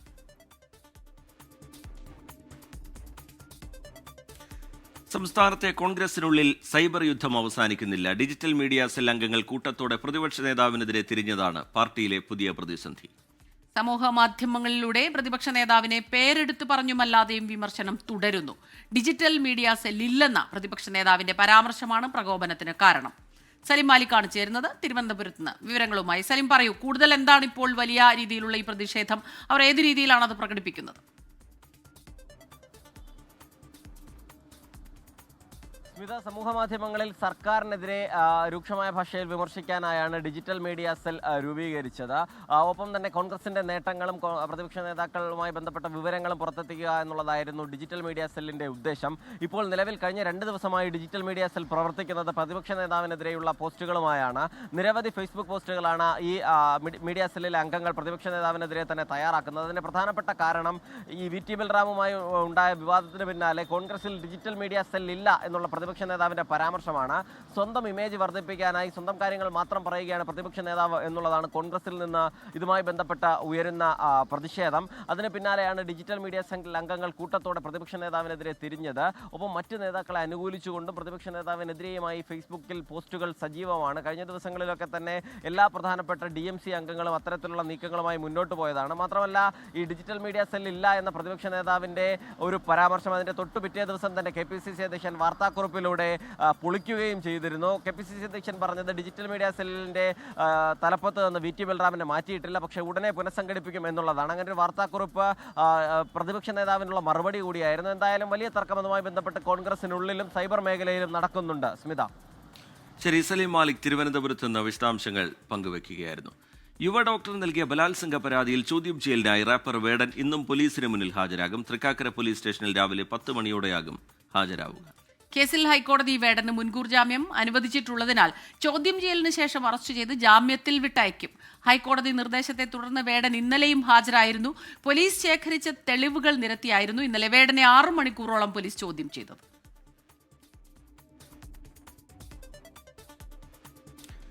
24 ന്യൂയോർക്ക് ബ്യൂറോ ചീഫ് റെജി ജോർജിന്റെ ഭാര്യ സുജ ജോർജ് അന്തരിച്ചു. ഏറെ നാളായി ചികിത്സയിലായിരുന്നു. പൊതുദർശനം ശനിയാഴ്ചയും ഞായറാഴ്ചയും ന്യൂജേഴ്സി റാൻഡോൾഫ് മാർത്തോമ പള്ളിയിൽ നടക്കും. തിങ്കളാഴ്ച രാവിലെ 9:30 സംസ്കാര ശുശ്രൂഷകൾ. അന്തരിച്ച റിട്ടയർഡ് IAS ഉദ്യോഗസ്ഥൻ M. നന്ദകുമാറിന്റെ സംസ്കാരം ഇന്ന് രാവിലെ 9 മണി മുതൽ വൈകിട്ട് 3 മണി വരെ Jawahar Nagar university women's association ഹാളിൽ പൊതുദർശനം. പിന്നീട് PTP നഗറിലെ വസതിയിലേക്ക് മൃതദേഹം കൊണ്ടുപോകും. സംസ്കാരം വൈകിട്ട് 4:30 തൈക്കാട് ശാന്തി കവാടത്തിൽ നടക്കും. തലയിൽ രക്തസ്രാവം ഉണ്ടായതിനെ തുടർന്ന് ന്യൂറോ സർജറിക്ക് വിധേയനായ നന്ദകുമാർ കോമ അവസ്ഥയിലായിരുന്നു. കഴിഞ്ഞ മാർച്ചിൽ SP ഫോർട്ട് ആശുപത്രിയിൽ നടത്തിയ സർജറിയിൽ ചികിത്സാ പിഴവുണ്ടായി എന്ന് കുടുംബം ആരോപിച്ചിരുന്നു. ചികിത്സാ പിഴവ് ആരോപിച്ച് കുടുംബം വഞ്ചൂർ പോലീസിൽ പരാതി നൽകിയിട്ടുണ്ട്. സംസ്ഥാന സർക്കാരിന്റെ ഓണം വാരാഘോഷത്തിന് വർണ്ണാഭമായ ഘോഷയാത്രയുടെ തലസ്ഥാനത്ത് സമാപനം. കേരളത്തിന്റെ തനത് കലാരൂപങ്ങൾക്കൊപ്പം വിവിധ സംസ്ഥാനങ്ങളിലെ ഗ്രാമീണ കലകളും ഘോഷയാത്രയുടെ മാറ്റുകൂട്ടി. ദൃശ്യവിസ്മയം കാണാൻ വഴിനീളെ കാത്തുനിന്നത് വൻ ജനക്കൂട്ടമാണ്. ഓണം വാരാഘോഷത്തിന്റെ സമാപന ചടങ്ങിനിടെ മുഖ്യമന്ത്രിയെ ജ്യേഷ്ഠ സഹോദരൻ എന്ന് വിശേഷിപ്പിച്ച് ഗവർണർ രാജേന്ദ്ര ആർലേക്കർ.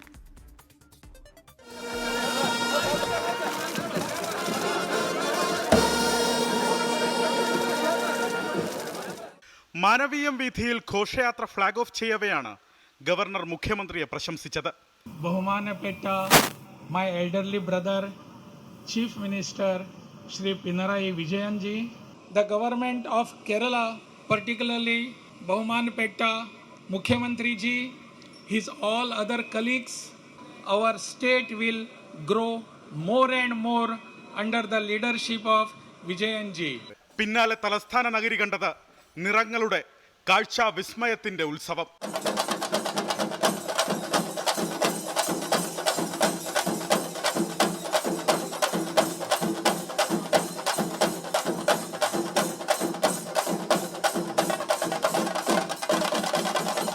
സംസ്ഥാന സർക്കാരിന്റെ വികസന പ്രവർത്തനങ്ങൾ ചിത്രീകരിച്ചുകൊണ്ട് വിവിധ വകുപ്പുകൾ തയ്യാറാക്കിയ 60ഓളം ഫ്ലോട്ടുകൾ, 91 ദൃശ്യ ശ്രവ്യ കലാരൂപങ്ങളും ഇന്ത്യൻ ആർമിയുടെ ബാൻഡ് സംഘവും ഘോഷയാത്രയ്ക്ക് നിറവേകി.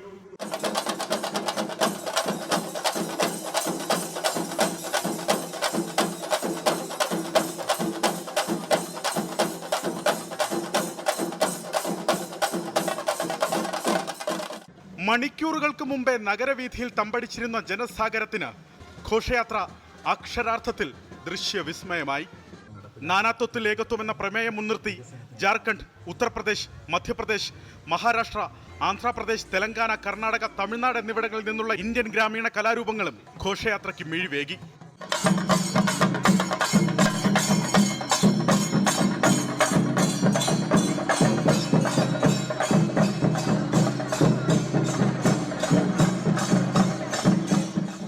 മാനവീയം വീഥിയിൽ നിന്ന് ആരംഭിച്ച് കിഴക്കേക്കോട്ടയിൽ ഘോഷയാത്ര സമാപിക്കാൻ 4 മണിക്കൂർ വേണ്ടിവന്നു. ഇതോടെ സംസ്ഥാന സർക്കാരിന്റെ ഒരാഴ്ച നീണ്ട ഓണം വാരാഘോഷം സമാപിച്ചു. 24 തിരുവനന്തപുരം. അതിരപ്പള്ളി വെറ്റിലപ്പാറയിൽ കാട്ടാനയുടെ ആക്രമണം ഉണ്ടായിരിക്കുന്നു. പ്രദേശത്തെ ഹോം സ്റ്റേയുടെ മതിൽ ആന തകർത്തു.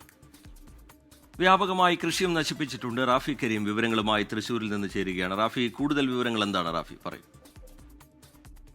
ശ്രീജിത്ത്, ഇന്ന് പുലർച്ചെയാണ് അതിരപ്പള്ളി വെറ്റിലപ്പാറയിൽ കാട്ടാനയുടെ ആക്രമണം ഉണ്ടായത്. കാട്ടാന ഈ അതിരപ്പള്ളി വെറ്റിലപ്പാറയിലെ ഹോളി ഏഞ്ചൽസ് സ്കൂളിന് സമീപമുള്ള ഹോം സ്റ്റേയിലേക്കാണ് കടന്നു നിന്നത്.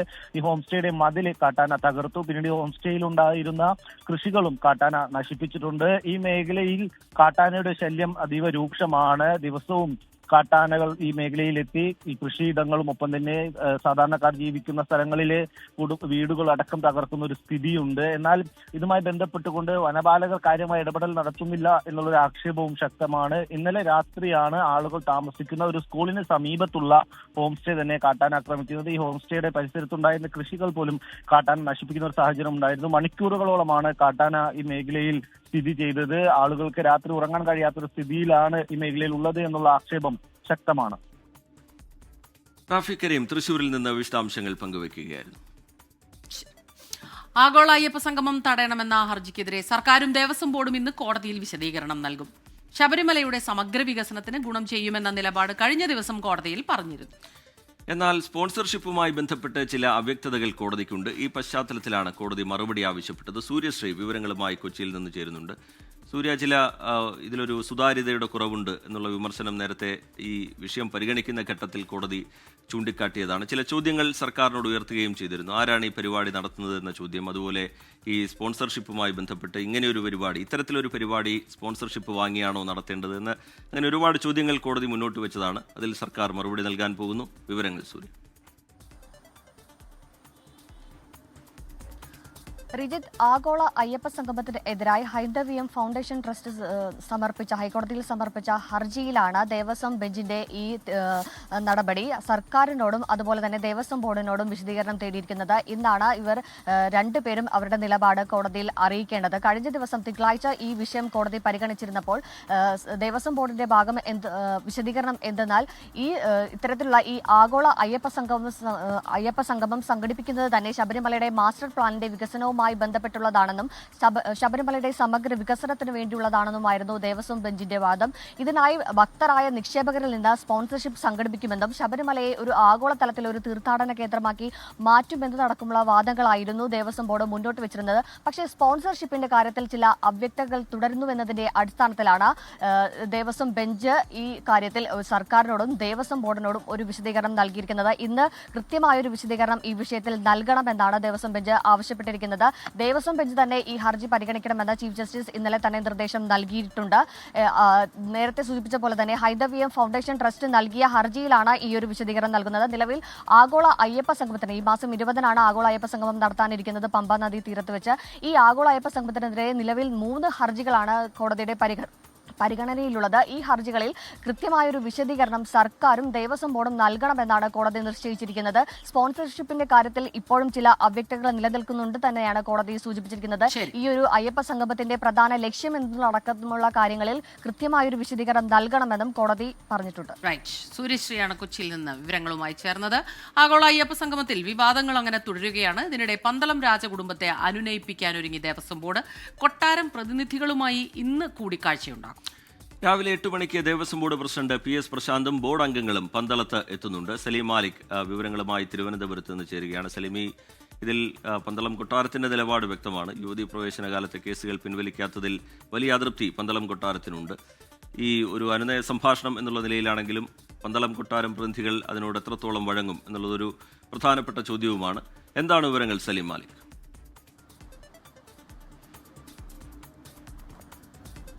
റിജിത്ത്, സ്മിത, പന്തളം കൊട്ടാരം പ്രതിനിധികളുമായി ഇതിനോടകം തന്നെ BJP നേതൃത്വം പലതവണ കൂടിക്കാഴ്ച നടത്തിയിട്ടുണ്ട്. അതുകൊണ്ട് തന്നെ തിരുവിതാംകൂർ ദേവസ്വം ബോർഡ് അംഗങ്ങളും പ്രസിഡന്റും നടത്തുന്ന കൂടിക്കാഴ്ച ഇതിൽ നടത്തുന്ന അനുനയ ശ്രമം എത്രത്തോളം വിജയിക്കുമെന്നറിയില്ല. എന്തായാലും പന്തളം കൊട്ടാരവുമായി ബന്ധപ്പെട്ട് അവർ നിലവിൽ മുന്നോട്ട് വയ്ക്കുന്നത് ഈ യുവതീ പ്രവേശന കാലത്തെ കേസുകൾ പിൻവലിക്കാത്തതാണ് ഏറ്റവും വലിയ അമർഷത്തിന് കാരണം. ഒപ്പം തന്നെ ആഗോള അയ്യപ്പ സംഗമവുമായി ബന്ധപ്പെട്ടും അവർക്ക് വലിയ ആശങ്കകളുണ്ട്. വിശ്വാസികളെ തന്നെയാണോ പങ്കെടുപ്പിക്കുന്നത് എന്നതുൾപ്പെടെയുള്ള ആശങ്കകളാണ് അതുമായി ബന്ധപ്പെട്ട് പന്തളം കൊട്ടാരം മുന്നോട്ട് വയ്ക്കുന്നത്.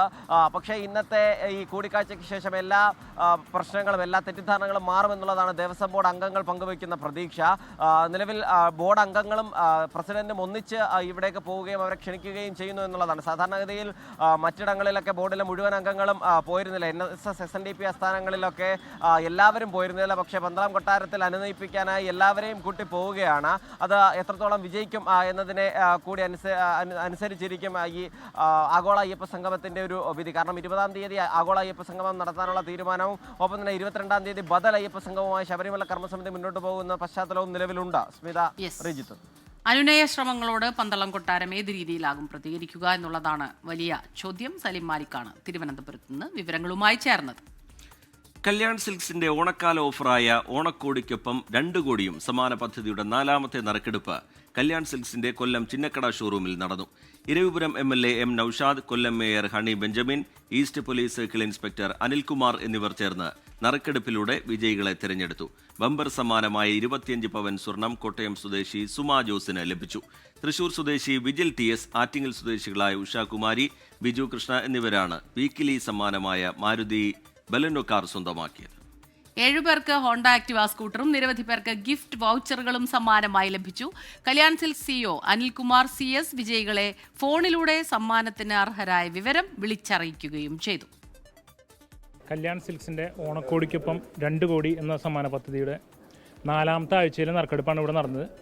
അപ്പോൾ കല്യാൺ സിൽക്സ് 2014 മുതൽ ഓണക്കോടിക്കൊപ്പം 1 കോടി എന്ന് പറഞ്ഞിട്ടുള്ളൊരു സമ്മാന പദ്ധതി നടത്തി വന്നതാണ്. അതിനുശേഷം ഇത് കാലങ്ങൾ കഴിഞ്ഞ് വരുമ്പോൾ നമ്മൾ സമ്മാനത്തിൻ്റെ തുക വർദ്ധിപ്പിച്ചു. അതാത് സ്ഥലങ്ങളിലുള്ള പൗരപ്രമുഖരെ ഉൾപ്പെടുത്തിയിട്ടാണ് നമ്മൾ എപ്പോഴും നറുക്കെടുപ്പ് കാര്യങ്ങൾ നടത്താറുള്ളത്.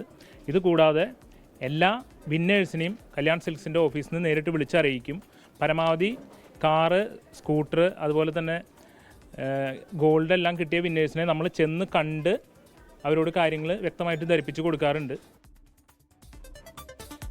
മുണ്ടക്കൈ ചൂരൽമല ദുരന്ത ബാധിതരുടെ വായ്പ എഴുതിത്തള്ളുന്ന കാര്യത്തിൽ കേന്ദ്രത്തിന്റെ നിലപാട് ഇന്നറിയാം. കഴിഞ്ഞ തവണ ഹർജി പരിഗണിച്ചപ്പോൾ നിലപാട് അറിയിക്കാൻ അവസാന അവസരം നൽകുന്നുവെന്ന് ഹൈക്കോടതി വ്യക്തമാക്കിയതാണ്. മുണ്ടക്കൈ ചൂരൽമല ദുരന്തത്തിൽ ഹൈക്കോടതി സ്വമേധയാ എടുത്ത കേസാണ് പരിഗണിക്കുന്നത്. കേന്ദ്ര സർക്കാർ അടിയന്തരമായ നിലപാട് വ്യക്തമാക്കണമെന്ന് സംസ്ഥാന സർക്കാരും ആവശ്യപ്പെട്ടിരുന്നു. സൂര്യശ്രീ വിവരങ്ങളുമായി ചേരുന്നുണ്ട് കൊച്ചിയിൽ നിന്ന്. സൂര്യ, നേരത്തെ ഇത് പരിഗണിക്കുന്ന ഘട്ടത്തിൽ കോടതി വലിയ അതൃപ്തി രേഖപ്പെടുത്തിയതാണ്. നിലപാടുണ്ടെങ്കിൽ അത് പറയൂ, ഒളിച്ചു കളിക്കുന്ന സമീപനം സ്വീകരിക്കരുത് എന്നതടക്കമുള്ള വിമർശനങ്ങൾ കേന്ദ്രത്തിന് നേരെ ഉയർത്തിയതാണ്. ഒരവസാന അവസരം എന്നുള്ള നിലയിൽ, ഒരു അന്ത്യശാസനം എന്നുള്ള നിലയിലാണ് കോടതി കേന്ദ്രത്തോട് നിലപാടറിയിക്കാൻ ആവശ്യപ്പെട്ടിരിക്കുന്നത്. വിവരങ്ങൾ സൂര്യ.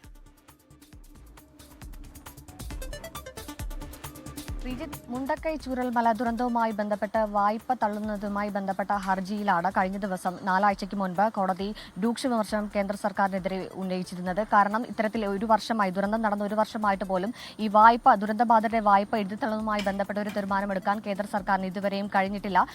ആ ഒരു വിഷയം ഹർജി പരിഗണിക്കുമ്പോഴാണ് അന്തിമ ഒരു അവസരം, അല്ലെങ്കിൽ ഒരു അന്തിമ തീരുമാനത്തിനായി ഒരു 4 ആഴ്ച സാവകാശം കൂടി കേന്ദ്ര സർക്കാർ ആവശ്യപ്പെട്ടത്. ഇതനുസരിച്ച് 4 ആഴ്ച ഹൈക്കോടതി നൽകുകയും തുടർന്ന് ഇന്ന് കേസ് പരിഗണിക്കുകയുമാണ്. ഇന്ന് കേന്ദ്ര സർക്കാരിന്റെ അന്തിമ നിലപാട് ഈ വിഷയത്തിൽ അറിയാൻ കഴിയും. ഈ 4 ആഴ്ചയ്ക്ക് മുന്നേ ഈ ഹർജി കോടതി പരിഗണിച്ചപ്പോൾ അതിരൂക്ഷമായ വിമർശനമാണ് കേന്ദ്ര സർക്കാരിനെതിരെ കോടതി ഉന്നയിച്ചിരുന്നത്. ദുരന്തം നടന്ന് 1 വർഷമായിട്ട് പോലും എന്തുകൊണ്ട് ഈ വിഷയത്തിൽ ഒരു അന്തിമ തീരുമാനമെടുക്കാൻ ഇതുവരെ കഴിഞ്ഞില്ല എന്നും സംസ്ഥാനത്തെ പല ബാങ്കുകളുടെയും നിലപാട് ഇതിന് ഒരു ഉദാഹരണമായി കണ്ടുകൂടെ എന്നുകൂടിയാണ് കോടതി കേന്ദ്ര സർക്കാരിനെ ഉന്നയിച്ചത്. കേരള ബാങ്ക് അടക്കമുള്ള ബാങ്കുകൾ വായ്പ എഴുതിത്തള്ളുന്നതുമായി ബന്ധപ്പെട്ടുള്ള പ്രവർത്തനങ്ങൾ കണ്ടുകൂടെ എന്നുള്ള അടക്കമുള്ള കാര്യങ്ങൾ രൂക്ഷ വിമർശനവുമായി കോടതി കേന്ദ്ര സർക്കാരിനോട് ചോദിച്ചിരുന്നു.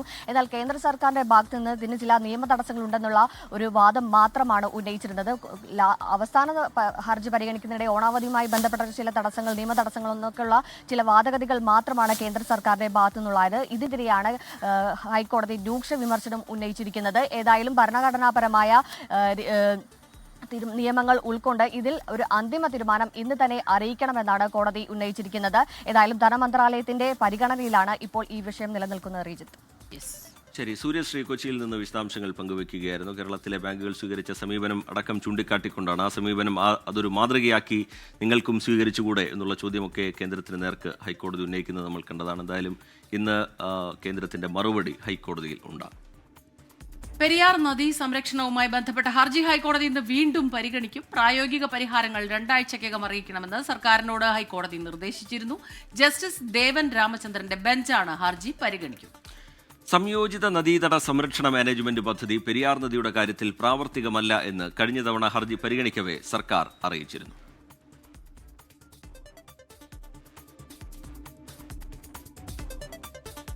CPI സംസ്ഥാന സമ്മേളനത്തിന്റെ ഭാഗമായുള്ള പ്രതിനിധി സമ്മേളനത്തിന് ഇന്ന് തുടക്കമാകും. ആലപ്പുഴയിൽ നടക്കുന്ന സംസ്ഥാന സമ്മേളനം ദേശീയ ജനറൽ സെക്രട്ടറി ഡി രാജ ഉദ്ഘാടനം ചെയ്യും.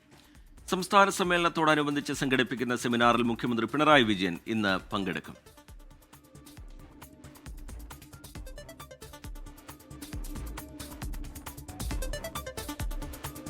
ഇതോടെ ഈ വാർത്താ ബുള്ളറ്റിൻ പൂർണ്ണമാകുന്നു.